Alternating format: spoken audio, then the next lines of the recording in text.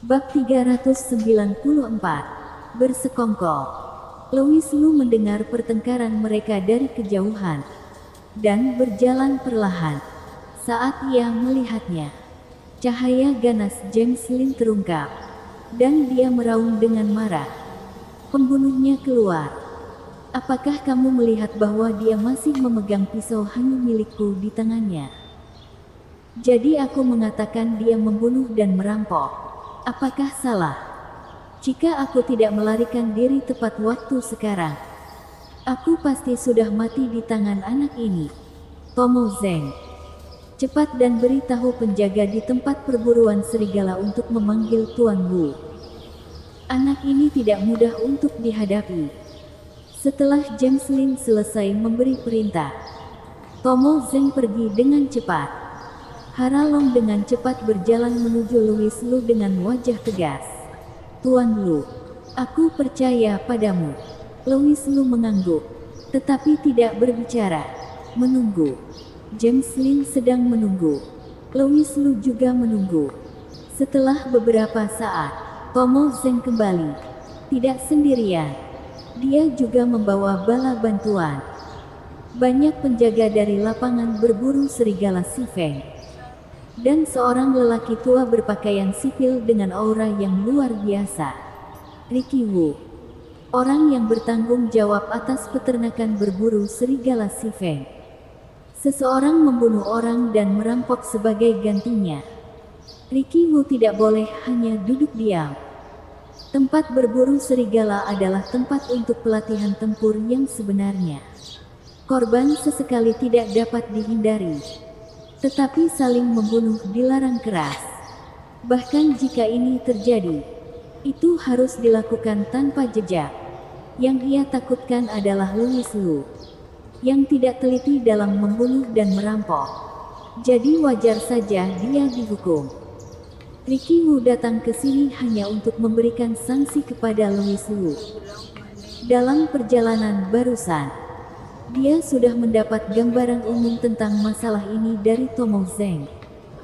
Tak terbayangkan bahwa anak bernama Louis Lu ini begitu berani hingga berani menyerang putra Dewa Pelindung Lin. Tidak ada kejahatan yang harus dihukum. Tuan Wu, bocah itu, pisau hanyu milikku masih di tangannya. Kamu harus menegakkan keadilan untukku. Melihat bala bantuan datang, James Lin mengeluh dengan sangat sedih dan marah. Tetapi hatinya dipenuhi dengan cibiran. Terakhir kali di perjamuan promosi Winston Ding, dialah yang memprovokasi lebih dulu. Jika Louis Lu terbunuh saat itu pasti akan mengecewakan. Tapi kali ini berbeda. Kali ini Louis Lu yang membunuh dan merampok lebih dulu. Dan James Lin punya banyak alasan untuk membunuhnya. Ya, Louis Lu yang membunuh dan merampok lebih dulu.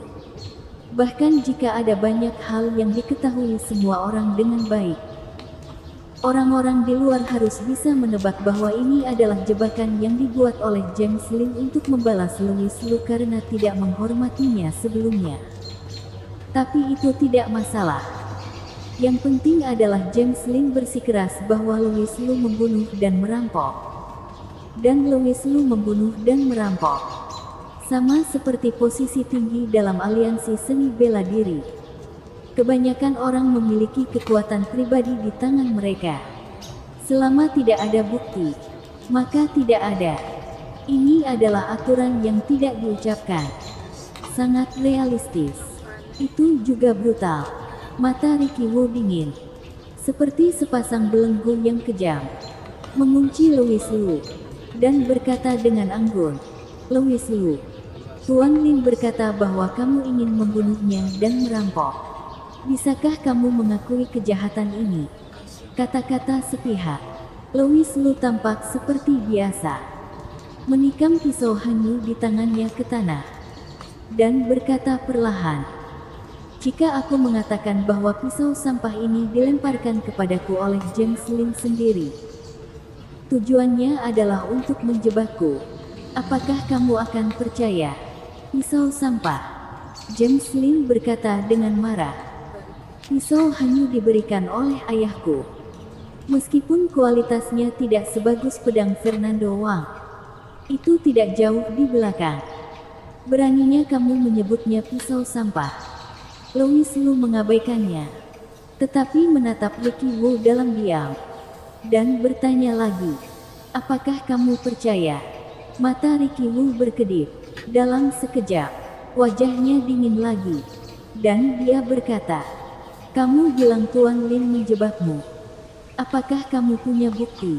Tidak ada. Karena tidak ada bukti, bagaimana kamu memintaku untuk mempercayaimu? Louis Lu berhenti sejenak, berpikir bahwa itu semakin menarik. Jadi dia berkata, klaim James Lin bahwa aku membunuh dan merampok hanyalah pendapatnya sendiri. Mengapa kamu tidak meminta bukti darinya? Ricky Wu memandang James Lin, dan dengan cepat mengalihkan pandangannya kembali ke Louis Lu lagi. Sebelum aku datang, aku memiliki pemahaman umum tentang situasinya. Tuan Lin terluka, dan pisau Hanyu miliknya jatuh ke tanganmu secara kebetulan. Jadi, jangan membandingkan secara membabi buta. Jangan berpura-pura mendirikan gapura peringatan kesucian. Louis Lu menyela Ricky Wu begitu saja. Bagaimana dia bisa gagal untuk melihat bahwa Ricky Wu ini tidak ingin berdebat siapa yang benar. Dia jelas ingin menemukan alasan untuk menghadapinya dengan ketenangan pikiran. Louis Lu terlalu malas untuk berbicara omong kosong dengannya. Ia mengatakan kepadanya begitu banyak sebelumnya, hanya untuk menguji apakah Ricky Wu ini adalah orang yang berakal sehat. Kalau dipikir-pikir, ternyata tidak. Kecewa. Louis Lu sangat kecewa. Dengan wajah muram, Ricky Wu berteriak tajam, sombong. Sekarang aku punya banyak alasan untuk percaya bahwa apa yang dikatakan Tuan Lin benar. Kamu hanya ingin membunuh dan merampok. Setelah mendengar ini, Louis Lu tersenyum, ketawa konyol. Jadi dia meletakkan topi di kepalanya dengan teguh. Hanya karena dia bertentangan dengan Ricky Wu. Ini benar-benar bersekongkol. Louis Lu tidak menjelaskan lagi. Mengangkat alisnya sedikit, dan bertanya. Lalu, Ricky Wu mendengus dingin. Napasnya menjadi lebih dingin. Dan tiba-tiba dia berjalan menuju Louis Lu, dan berkata dengan benar, aku harus menegakkan keadilan untuk Tuan Lin. Benar-benar adil. Senyum di sudut mulut Louis Lu menjadi lebih intens. Ini awalnya adalah senyuman simpatik, tetapi di mata semua orang di sekitar, itu tampak seperti senyuman masam. Senyuman masam yang tak berdaya. Hara Long terbakar kecemasan, dan berkata sebagai pembelaan, senior, hal-hal yang pasti tidak seperti yang kamu pikirkan. Aku pikir kita harus menyelidiki kebenaran terlebih dahulu, dan kemudian membuat keputusan. Tidak dapat dikatakan bahwa Hara Long tidak bersalah. Dia juga melihat bahwa Ricky Wu sebenarnya bersama James Lin. Tetapi dia masih ingin melakukan perjuangan terakhir. Dia tidak bisa hanya melihat Louis Lu mati di sini. Hasilnya tidak mengejutkan. Ricky Wu sama sekali tidak menganggap serius Hara Long, dan mendengus dingin. Kamu tidak punya tempat untuk berbicara di sini. Jika kamu tidak ingin dimakamkan bersama anak ini, pergi saja dari sini. Wajah cantik Hara Long menjadi pucat. Dan pada saat ini, Ricky Wu, pakaian rakyat jelata tiba-tiba membengkak, terbungkus aura ganas yang tak tertandingi, dan berjalan menuju Louis Lu. Seperti sekelompok awan gelap yang mengerikan, menutupi langit dan menutupi matahari. Sangat kohesif. Itu adalah alam supreme. Tahap tengah. Bersambung.